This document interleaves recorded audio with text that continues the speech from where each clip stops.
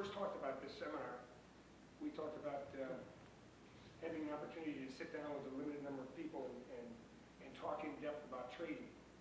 Trading in the pit rather than trading off of the screen. It's something that I guess I know a lot about because I've been doing it for a long time, and I've always been lucky enough to make money. Today is the 4th day in a row I've lost money. And I think that's the first time in about 6 years I've lost money 4 days in a row. So I'm not in a good mood. So I'm not entertaining any questions.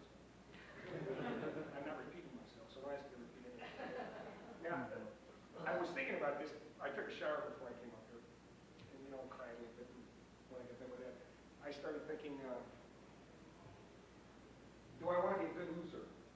And I, just as an aside, and I don't really have a prepared speech, okay? So I'll talk about commodities and commodities trade. But one thing that I don't want to be is a good loser.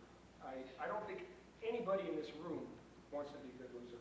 And I don't think anybody that wants to succeed in the pit wants to be a good loser. I don't think there's no value to walking down the hall and having guys look at you and say, oh, that son of a bitch, he's a good loser. You know that?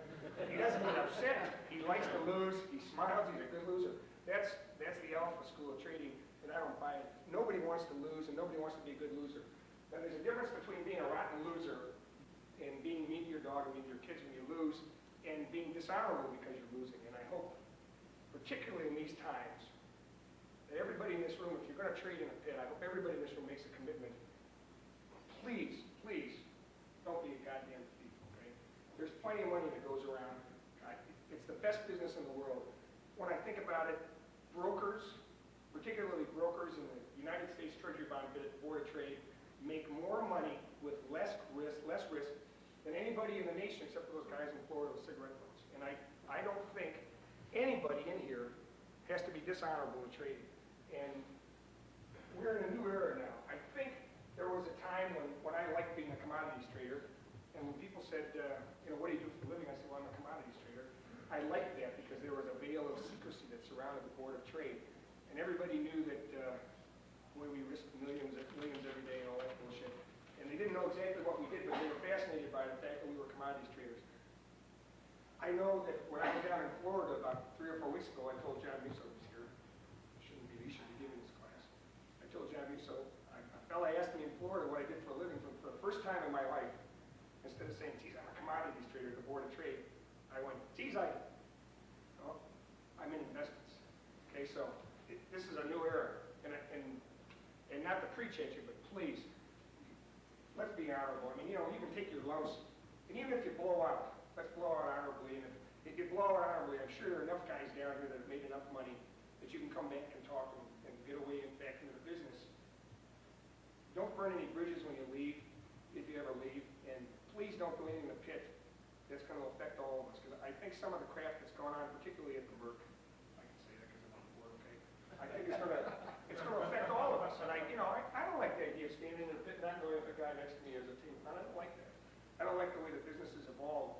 I mean, you know, one thing, when you die, I guess, when you die, all you want to be able to do is you want to say, well, I was an honorable guy, okay? Because it doesn't make any difference how much money you have, because you can't take it with you. And really, nobody gives a damn after it's all said and done. And we've always said this up in the office. After everything is said and done, it's style rather than substance. If you went down with class, that means a hell of a lot more.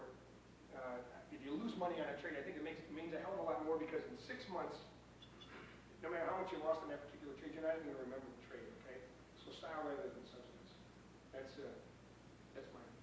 my sermon, and I mean harp on it, but I'm kind of upset about all the crap that's going on. And I hate publicity. So when they said, you know, let's have a seminar about trading commodities,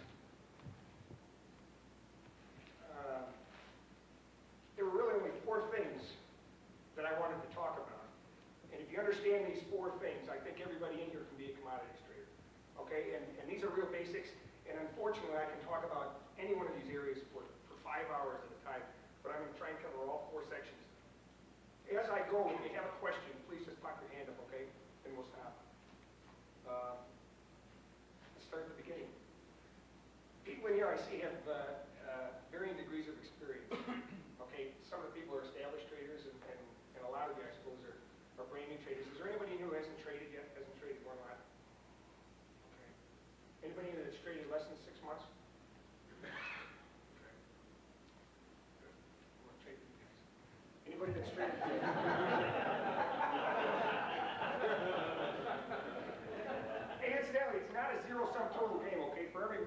not a loser. That's not the way it goes. They're professional hedgers that use our market. It's not a zero-sum total game. But there's only so much that you can take out of every pit. And you divide that by the number of locals in the pit, okay? So the more locals in a pit, the more that pie has to be divided up. So when people say, geez, it's zero-sum total game, you know, for every winner there's a loser, that's baloney. That's not true. But when you go into a pit, you're taking money out of the mouths of the guys that you stand next to. So understand when you go into a pit if the guy next to you doesn't say, geez, it's nice to see you, thanks for coming and all that other stuff, because to a certain extent, you know, you're cost of a Mercedes. So,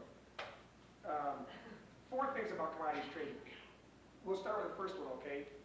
And most of you are already established, but I think given the way the world is right now, given the way trade is, we want to look at this again. We want to talk about choosing the right pit, okay? Number 2, and this is probably the most important thing we'll cover, we want to talk about how to get trades. Number 3, and I think the risk managers would probably say this is most important, we want to talk about taking a loss. Number 4, we want to talk about something I like to talk about, is taking a profit. Okay? So 4 things. How do you choose the right pit? Things are different than they were in terms of the pits. In choosing the right pit right now, I think the first thing you have to zero in on is open interest. When I glance at this, as you know, at the Board of Trade, the biggest open interest is in the bonds. Open interest means that there are a lot of players in the marketplace, and there's room for you to go in there and make a living, okay? When there's a big open interest, if something dramatic happens and the market rallies, the shorts will cover, the longs will buy. Things happen. If the market breaks, the shorts will press it, the longs will get out, and things happen, as long as there's open interest. In looking at that, if I were a new trader, the pits I'd look at the Board of Trade would be the bond pit, the bond options pit, the 10-year note pit, as some of the guys in this room know very well, the 5-year pit, which has a great open interest, and then some of the green pits. The green pits that I think I probably like the best, and I think you probably have the best chance of making money in right away, in my opinion, are the meal and oil pits. And I'm one of the few guys, I think, on the bond side, Johnny Musso's another one, that has had an opportunity to trade them up on the grain side too. They're different trades, there's no question about it. I like to think of the grain trade as kind of a man's trade. But I think there's more money on the financial side. So when you choose a pit, think about open interest, think about volatility. Right now, the big play, everybody's talking about the Eurodollar pit. They've got an open interest, I think, now that exceeds $1 million. I know they've had a lot of days where they've had a 5-tick range, and I think they're playing for $25 ticks. Open interest in a situation like that isn't quite as important as volatility. Make sure you go into a pit where there's volatility. Because one of the things we're going to talk about is how does somebody get a trade? Because you can be the nicest guy in the world and bid and offer all day long, but if you're not getting trades, you're not making a living. And if that pit isn't moving, if the bid isn't changing and the offer isn't changing, you're not going to get trades, in my opinion. So this pertains primarily to the bond pit. I think one of the things you really have to think about when you choose a pit is availability of a reasonable position. Our bond pit, speaking frankly, is a little bit like a monopoly board. Some of the squares in there, some of the positions in there are Boardwalk and Park Place. Some of them are the greens, some are the yellows, and the spots down in the middle for the guys that don't spread and try and trade the front month are a little bit like standing on Baltic and Mediterranean. I'm a firm believer in the fact that a spot makes the man rather than a man makes the spot. We've got all kinds of players that want to get into the bond pit, all kinds of houses, all kinds of cash arbitrage guys, all kinds of spec houses, all kinds of funds. There's plenty of paper coming into the pit from all angles. If you stand in a good spot and you're a one-lot trader and you can get over the bumps and the grinds, you'll very quickly